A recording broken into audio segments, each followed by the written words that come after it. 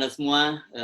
Kembali saya Hersman Arif dari Forum News Network bekerjasama dengan Rocky Gerung Official menghadirkan perbincangan yang pasti banyak yang tunggu-tunggu tuh dengan Rocky Gerung. Bung Rocky, eskalasi politik lagi mulai naik ini kelihatannya di tanah air ya. Ini berkaitan dengan HIP ini, haluan RUU haluan ideologi Pancasila.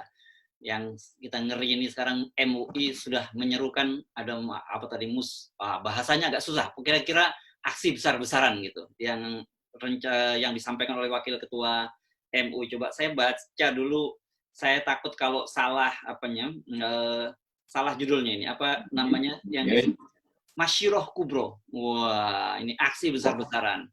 Nah, sementara kalau menggunakan istilah PDI, Presiden Jokowi sudah buang badan nih. Kemarin ketemu dengan para purnawirawan mengaku tidak tahu menahu rencana RUU haluan ideologi Pancasila tadi. Oke. Tidak tahu menahu. Itu kayak ada maling masuk rumah, terus yang punya rumah besok pagi dia tanya Mas Satpam, kenapa maling bisa masuk? Satpam bilang, saya tidak tahu menahu. Tuh. Dan begitu diperiksa ternyata malingnya sengaja tidur supaya satpamnya sengaja tidur supaya malingnya bisa masuk.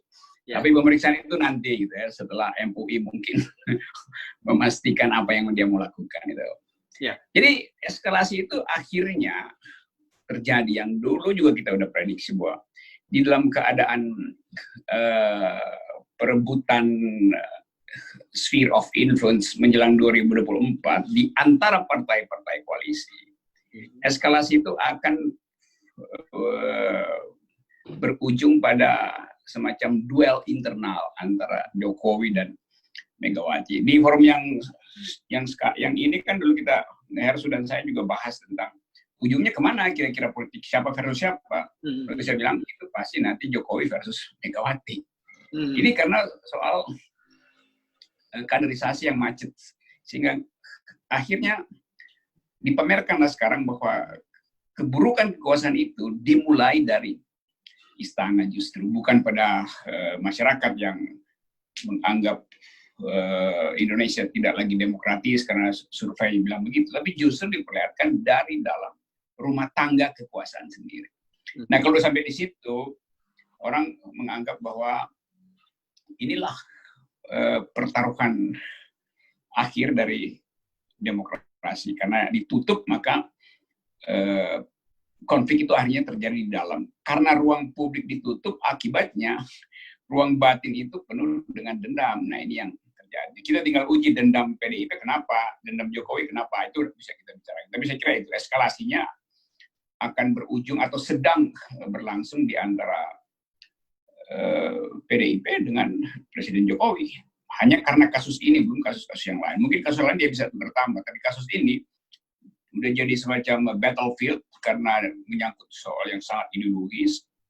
Tentara terganggu, MUI juga baca ketergangguan itu, lalu naikkan tuntutan. Nah, kalau MUI udah menuntut itu agak susah untuk dibendung karena itu menyangkut keresmian institusi.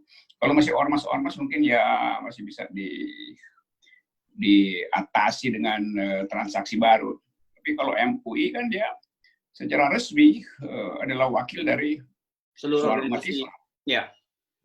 Dan akibatnya pada politik dunia juga lain tuh. Misalnya politik Amerika akan baca dengan cara yang lain. Cina juga akan tafsirkan itu cara lain. Atau negara-negara Timur Tengah juga akan akses masalah ini dengan perspektif yang lain. Itu. Ya, itu rupanya yang menjelaskan mengapa tiba-tiba Sekjen PDIP Hasto kemarin mengajak elemen masyarakat untuk menolak rencana pemindahan ibu kota Palestina ke Kudus gitu ya. Ya itu variabel yang saya mau kasih pujian sebetulnya karena lepas dari itu teknik untuk mengalihkan isu. Ya. Tapi PDIP memang harus diingatkan bahwa Soekarno itu adalah tokoh atau profil internasionalnya lebih berbunyi daripada profil nasional. Karena banyak orang yang nggak ingat lagi siapa Bung Karno, tapi justru politik internasional tahu bahwa Indonesia dikenal di dunia dalam kepemimpinan politik melalui Bung Karno. Mulai dari era perjuangan kolonial, ada konferensi Afrika, konferensi Asia, segala macam. Bahkan Bung Karno dengan gagah berani mengeluarkan soundbite yang menggemparkan. Inggris kita linggis, Amerika kita setrika, ganyang Malaysia. Jadi retorika Bung Karno itu terekam dalam dokumentasi internasional. Nah, itu dibandingkan dengan kepemimpinan sekarang, Indonesia betul-betul hilang di dalam kemampuan mengolah isu internasional justru di zaman Jokowi. Jadi Jokowi sebetulnya melenyapkan dimensi internasional dari pikiran Bung Karno. Dulu Pak Harto adalah pemimpin ASEAN, Gus Dur dikenal di seluruh dunia, SBY mondar-mandir dalam semua forum politik dunia, Jokowi betul-betul cuma sibuk untuk tukar tambah politik dalam negeri. Jadi saya kira PDIP punya poin. Kalau PDIP menyinggung bahwa Presiden Jokowi memperkecil wilayah politik kita dengan inward looking, ya itu benar. Gitu. Ini kan kita melihat sebenarnya statementnya Hasto itu kalau saya menangkapnya ada dua dimensi berarti ya. Di satu sisi dia mulai mengajuk hati kalangan khususnya umat Islam dengan isu Palestina, tapi di satu sisi dia kemudian juga menyerang menyerang Presiden Jokowi dengan soal kepemimpinan dia internasional. Jadi dia downgrade gitu ya sekarang. Nah Jokowi kan kalau nggak salah sudah 5 kali itu tidak hadir dalam sidang umum Majelis Umum PBB kan? Iya, itu teknik yang bagus. Jadi kalau kita bikin meme-nya itu, saya bayangkan banteng nyambangi kadrun gitu. Kok Anda banteng mengunjungi kadrun. Terminologi itu. Iya, kalau judul-judul media asing itu yang rada-rada kuning, dia akan bikin tema begitu tuh. Banteng mengunjungi kadrun dalam rangka realignment, dalam rangka menghasilkan ulang diskursus yang bisa menutupi problem dalam negeri.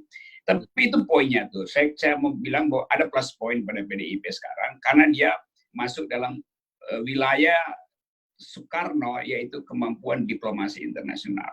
Walaupun sebetulnya itu terlambat dan secara tidak ada signifikansi di dalam recent political issues, di dalam current politics. Karena orang nggak peduli lagi, politik dunia nggak akan bicara soal pindah ibu kota Yerusalem. Balance of power itu ada di Laut Cina Selatan. Jadi sebetulnya juga PDIP terlambat, dia main-main politik ke padang pasir, padahal asap politik adanya di Laut Cina Selatan karena ketegangan antara Amerika dan Cina itu. Jadi itu sebetulnya isunya tuh. Tapi kan Banteng kan masih bisa, Bung Rocky. Banteng masih bisa main di pasir. Tapi kalau main di laut kan nggak bisa dong Banteng. bisa asal pakai masker. Kalau main di pasir dia mesti pakai masker. Kalau main di laut pakai pelampung.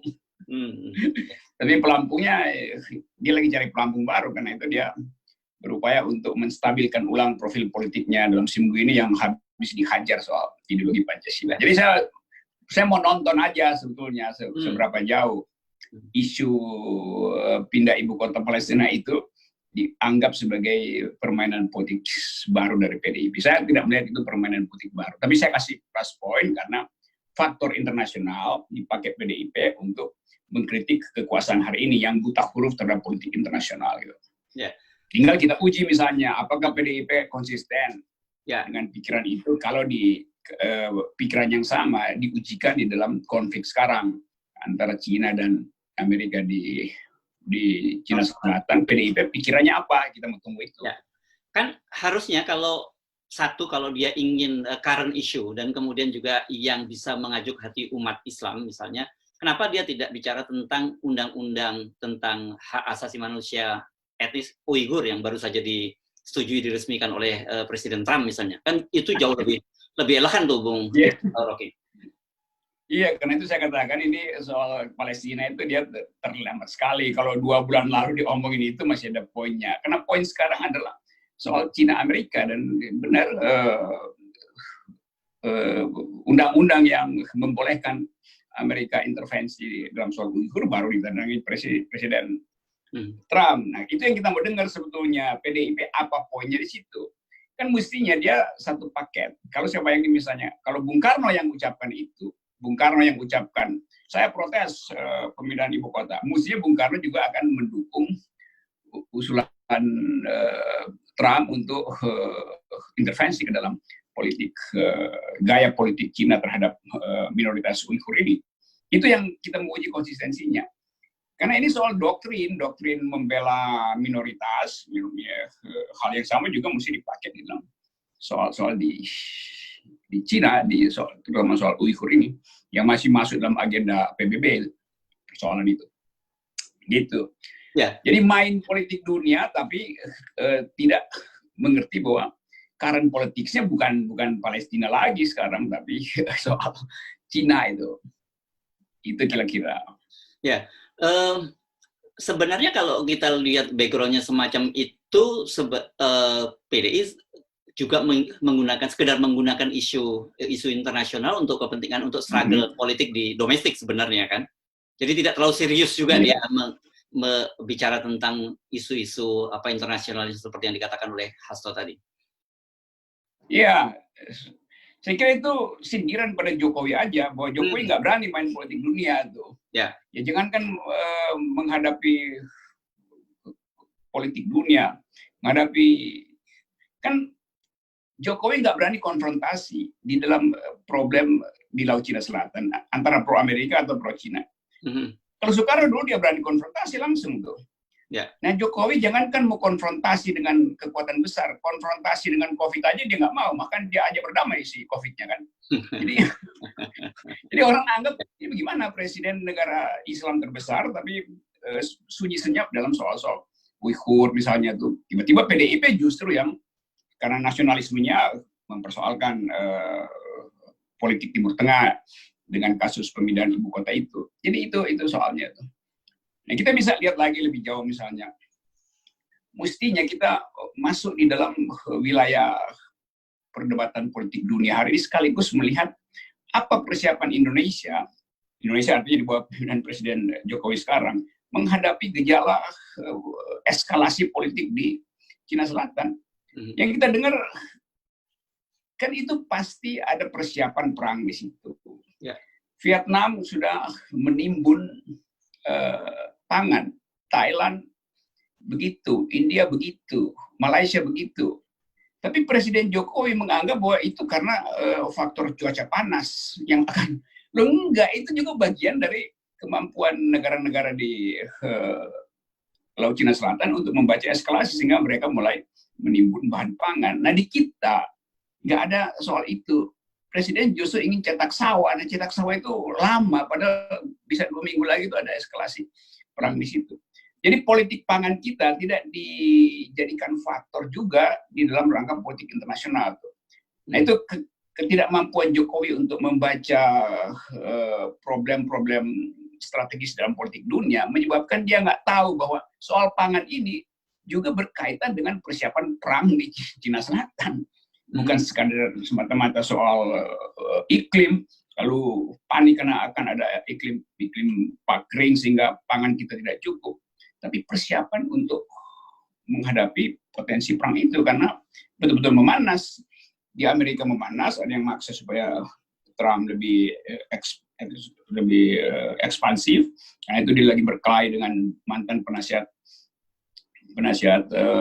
militernya, yang kemudian siapa namanya itu Bolton apa siapa itu. Ya, Bolton. Jadi soal-soal begituan yang nggak dibaca oleh Presiden Jokowi. Kenapa? Karena Presiden Jokowi dari awal bukan sekedar dia nggak paham, dia nggak mau bangun legasi di wilayah politik dunia. Dia mau bikin legasi soal infrastruktur aja. Jadi dia ingin diingat sebagai orang yang bangun jalan, bukan orang yang punya pikiran tentang politik internasional.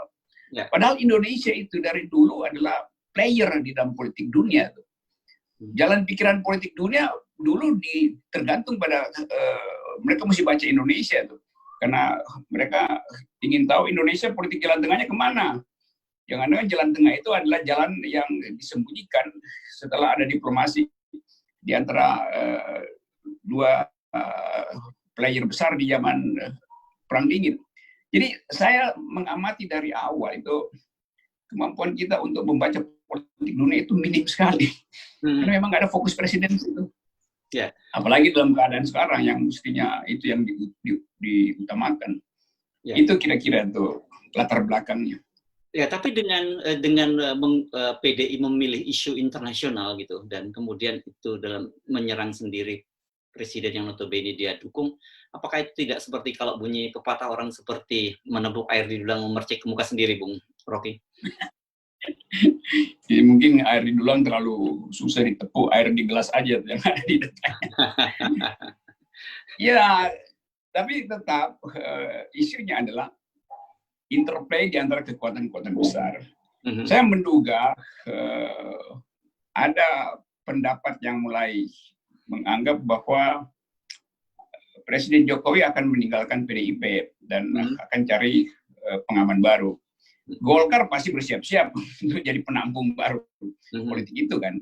Jadi PDIP mengirim sinyal 2 kali itu kepada Jokowi dan kepada Golkar. Gitu. Nah, kepada Golkar itu bisa dalam bentuk isu yang lebih sifat nasional dan berkaitan dengan mungkin korupsi dalam perencanaan. Karena kemarin juga isunya kan PDIP agak kritis melihat perkembangan penerapan undang-undang COVID ini yang sangat punya moral hazard. Sehingga KPK kemudian mencoba untuk memberitahu publik bahwa ada masalah dengan undang-undang COVID itu. Kita tahu undang-undang itu yang bikin adalah Golkar.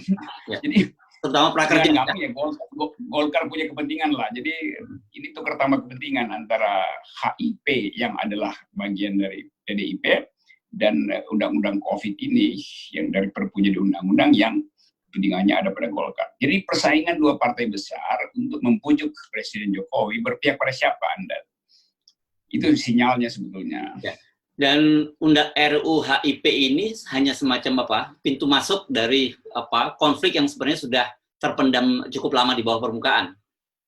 Oh, itu memang dia udah terpendam dan orang udah nggak tahan untuk melihat borok yang muncul pertama di mana, dan ternyata borok itu meledak dalam soal undang-undang HIP. Jadi kalkulasi PDIP, saya menduga ya, PDIP punya kalkulasi bahwa Golkar akan dibully karena 2 undang-undang, Omnibus Law dan undang-undang COVID ini. Nggak terjadi. Yang terjadi adalah PDIP dibully karena undang-undang HIP ini.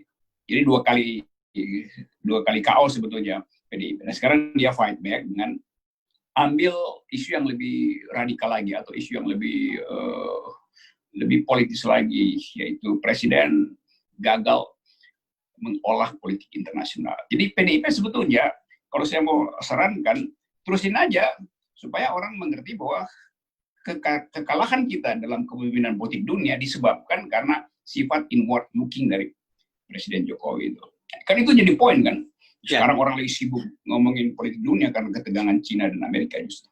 Ya, tetapi bagi PDI apa tidak merugikan mereka sendiri? Karena bagaimanapun kan Jokowi adalah presiden yang diusung dia, dan secara jelas Megawati menyebutkan dia petugas partai. Jadi artinya apapun yang terjadi ketika melihat ada kegagalan pada Presiden Jokowi, publik juga akan merefer pada PDIP. Ya, karena itu PDIP mulai sekarang mulai mencicil supaya publik tahu bahwa PDIP nggak semuanya bertanggung jawab. Jadi dia mulai lepasin beberapa baggage, beberapa beban di belakangnya itu supaya publik pelan-pelan paham bahwa di dalam politik, dalam beberapa isu politik, Jokowi tidak bisa diatur sebagai petugas. Dia mau bertugas sendiri tuh. Dan sekarang dia cari DPP lain itu. Karena mungkin takut ditanduk Golkar, takut ditanduk Banteng, Presiden Jokowi cari perlindungan di bawah pohon beringin. Nah, jadi kalau dengan analisis semacam itu, ini kemungkinan baru serangan awal. Artinya akan terjadi serangan-serangan berikutnya jika situasi misalnya Jokowi masih terus menunjukkan posisi yang berseberangan dengan PDIP. Saya lihat memang umpan PDIP ini akan dibaca oleh Jokowi secara serius itu. Ya. Dan itu ujian pada Jokowi. Apa yang akan diberikan reward baru pada PDIP? Kan tuntutannya tetap. Dan PDIP tetap ingat bahwa Jokowi berutang loh, karena cuma kasih berapa menteri dari yang diminta. Jadi bagian itu tetap ada di dalam politik kita tuh.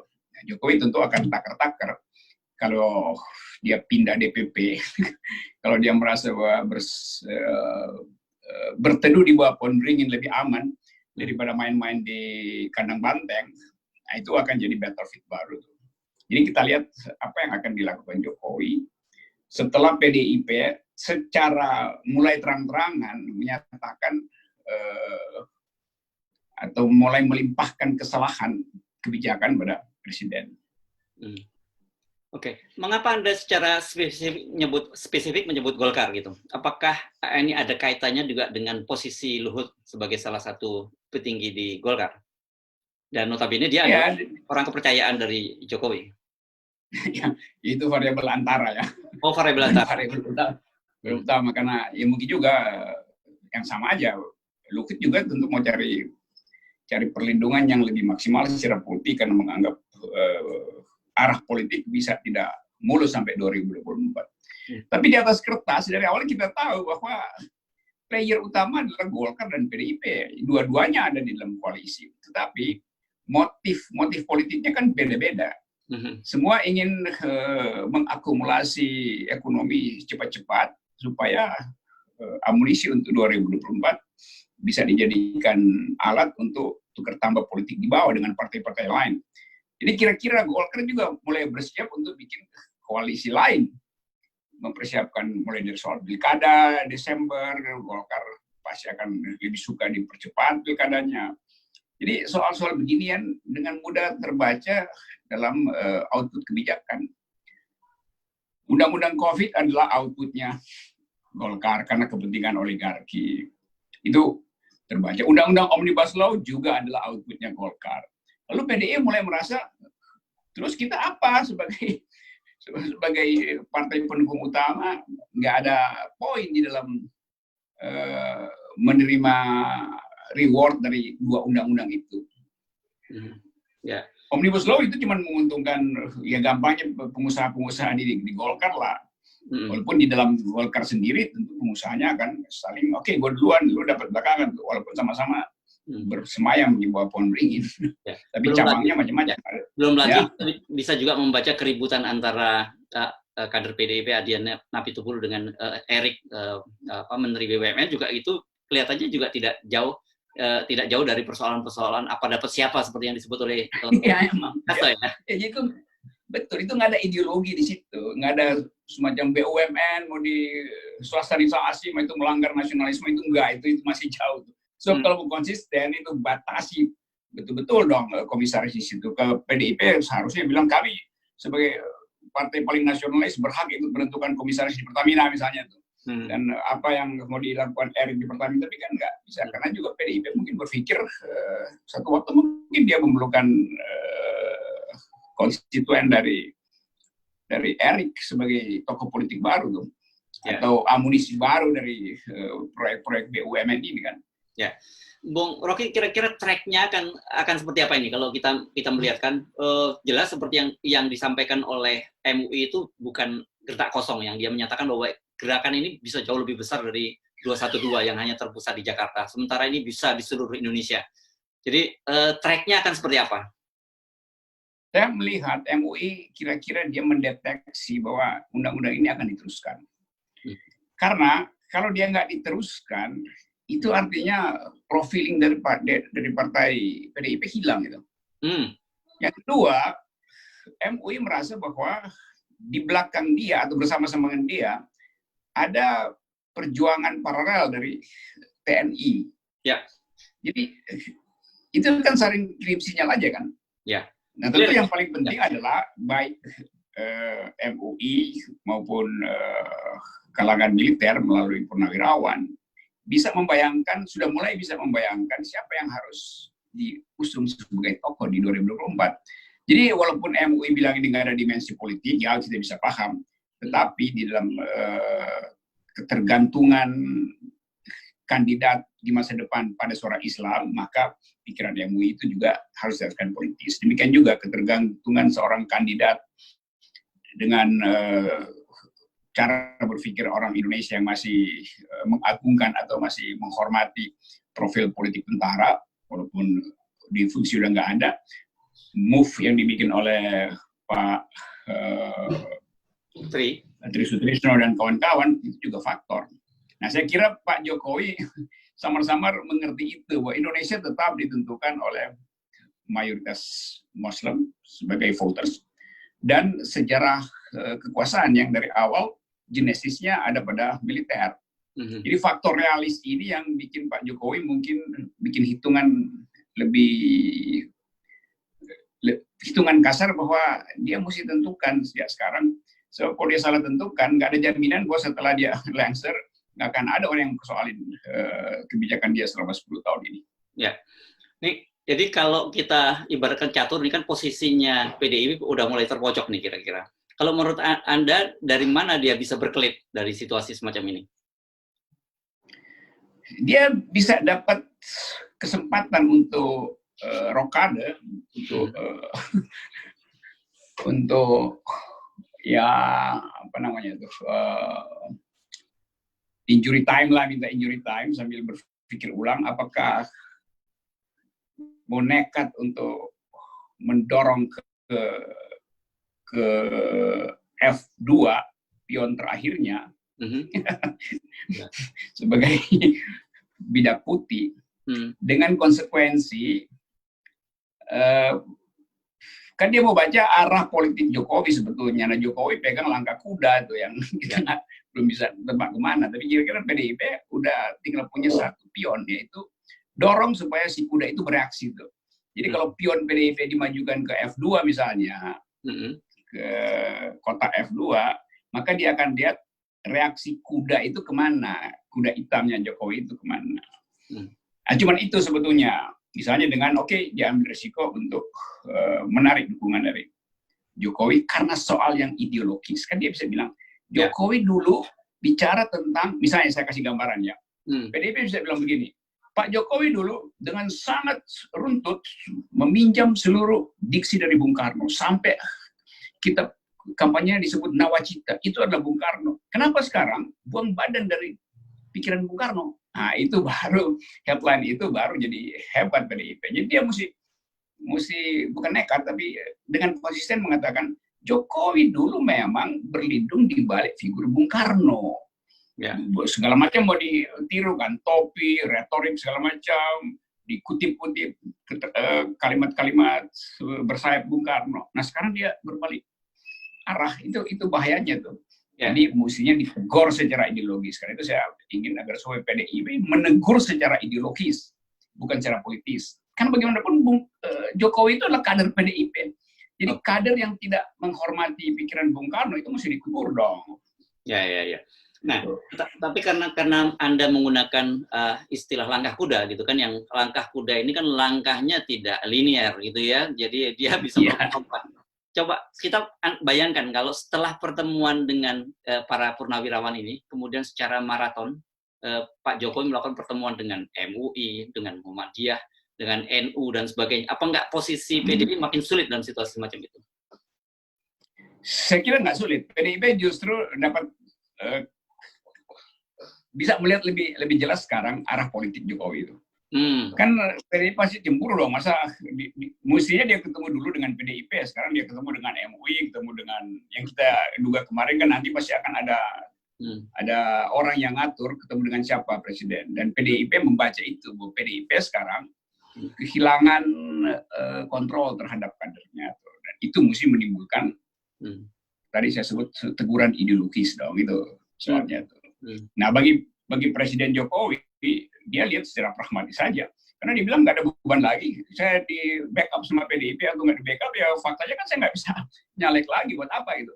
Jadi dia justru nyari orang yang bisa dia percaya untuk mengamankan dia nanti setelah 2024. Nah, itu secara natural dia tahu kekuatan Islam diperlukan untuk menjamin agar supaya legasi dia tidak dipersoalkan, demikian juga kekuatan militer. Ya. Jadi kita balik pada politik yang sangat pragmatis saja. Nah, dalam sejarah misalnya nanti kalau ada peneliti yang membahas periode turbulensi politik ini, Jokowi akan dievaluasi melalui perspektif ideologi. Apakah Jokowi betul-betul konsisten dengan ideologi Soekarnoisme yang dari awal dia promosikan, ngutip-ngutip Soekarno, atau akhirnya dia jadi seorang oportunis karena ketakutan bahwa track kekuasaannya bisa dipersoalkan nanti pasca dia jadi mantan. Ya. Ini kelihatannya dalam beberapa hari ke depan ini akan sangat menarik ya, mengamati terus catur politik antara PDIP dengan Jokowi. Ya, dan orang mulai bukan sekedar menari, ini bandar-bandar udah buka taruhan ini itu pro siapa. Jadi perjudian juga udah jalan. Ya. Memang ini akan menghangatkan politik betul-betul. Kita kan nggak bisa berpikir bahwa bagaimana ini diakhiri. PDIP harus punya alasan lain untuk bertemu dengan Jokowi supaya cari jalan keluar.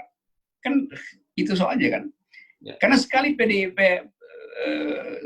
mundur dari isu politik Soekarno, orang akan bilang ya kalau begitu apa bedanya PDIP dengan Golkar atau Nasdem atau siapa? Kan identitas PDIP ada Soekarno. Nah, pikiran Soekarno itu dihalangi untuk diucapkan oleh PDIP itu. Ini to be fair aja, bukan saya bikin evaluasi, saya melihat dari atas saja. Ya. Dan PDIP mesti punya tim untuk mengargumentasikan bahwa yang dimaksud dengan Trisila, Ekasila itu bukan begitu. Jadi kemampuan dia untuk memaksimalkan argumennya juga kelihatannya terbatas. Padahal dia masih bisa ngotot loh buat nerangin pada publik. Ajak debat aja kan. Misalnya bahwa ya itu istilah Trisila, Ekasila itu justru adalah istilah bijak dari presiden. Bila seandainya nggak ada yang mau pakai Pancasila, kan mesti begitu kan. Kelihatannya ya mesti diajarin juga main caturnya. Kelihatannya mereka mesti menyewa Anda nih sebagai konsultan untuk debat publik begitu. Well, tarifnya $. Tuh.